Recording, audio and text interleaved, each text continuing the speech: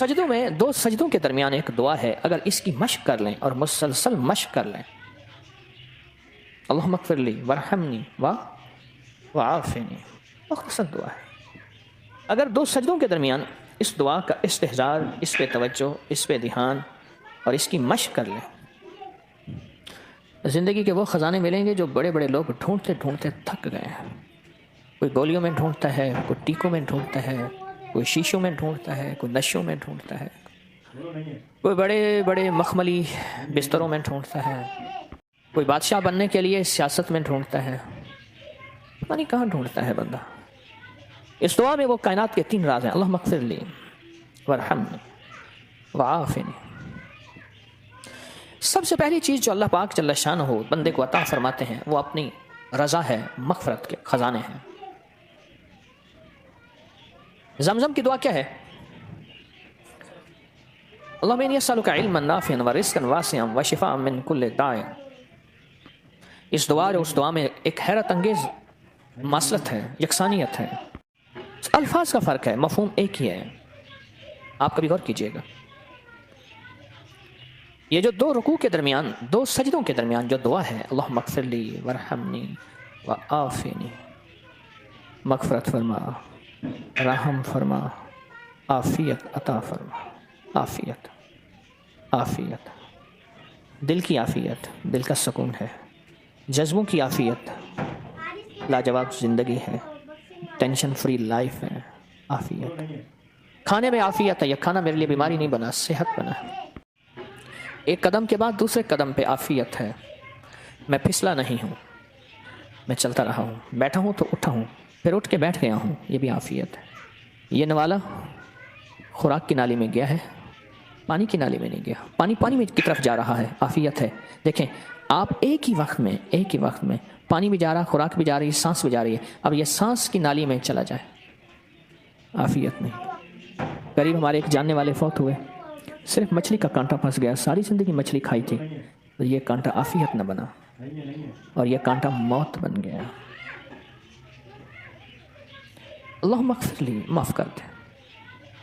جو ہمیشہ معذرت کرتا ہے نا، معافی مانگتا ہے ہمیشہ، رب اس کے لیے اپنے خزانوں کے دروازے، دولت ہے، رزق ہے، صحت ہے، عزت ہے، عافیت ہے، اللہ کھول دیتا ہے۔ عافیت مانگتا ہے اور معافی مانگتا ہے، ہر وقت معافی، ہر وقت معافی۔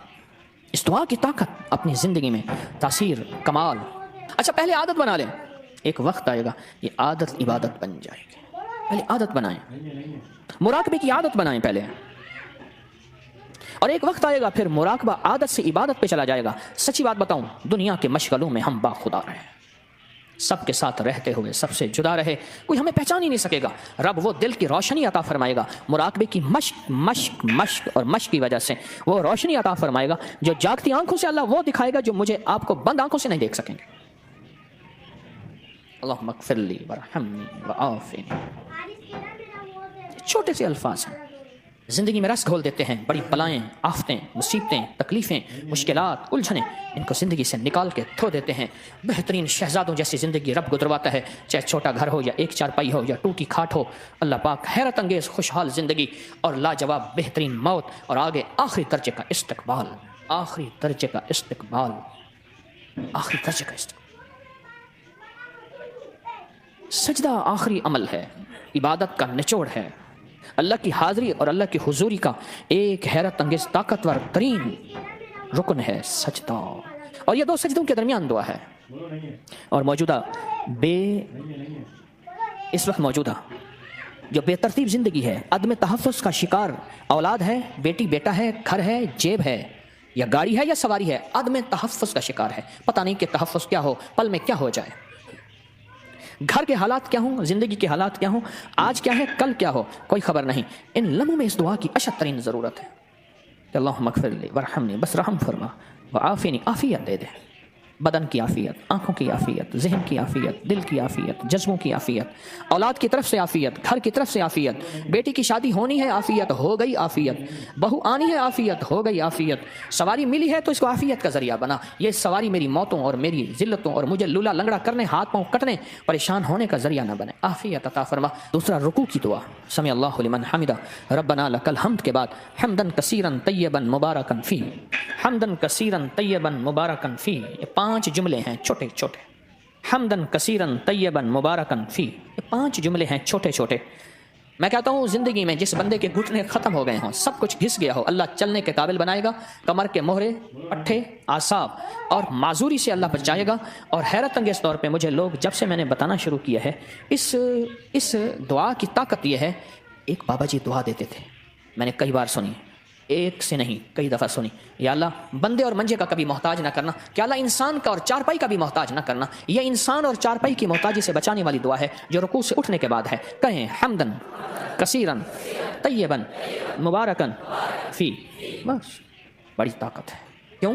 اللہ کی عظمت ہے، اے اللہ ساری حمد تیرے لیے، اور بہت کثیر اور بہت پاک اور بہت مبارک، ساری حمد تیرے لیے، ساری تعریفیں تیرے لیے، ساری ثنائیں تیرے لیے، اور ساری عزتیں تیرے لیے، سارے تخت تیرے لیے، سارے تاج تیرے لیے، ساری سربلندیاں تیرے لیے۔ اللہ کہتا ہے میری تعریفیں کرتا ہے، مجھے عزتیں دیتا ہے، کبھی کسی کا محتاج نہیں کہوں گا، کیوں کہ میں محتاج نہیں۔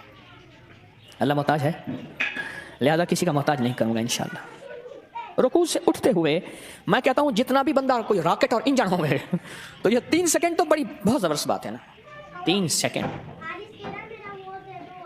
اس دعا کے اندر میں نے بڑی طاقت پائی ہے۔ کتنے بے شمار ایسے ہیں کہ جو کہتے ہیں ہم ہل نہیں سکتے تھے، مہرے، ڈسک، کمر، کالر، گردن، جسم، ہڈیاں گھس گئیں، اللہ چلنے پھرنے کے قابل بناتا ہے۔ جسم معذور ہو گیا، اللہ کہتا ہے ٹھیک ہے چلا پھراؤں گا تجھے، اس دعا کی طاقت سے تمہیں صحت مند زندگی، لاجواب زندگی دوں گا۔ اس دعا کے اندر اللہ کی عظمت ہے، اور جو ملتا ہے اس کی عظمت سے ملتا ہے، اس کی خوشامد سے ملتا ہے، اس کی منت سے ملتا ہے۔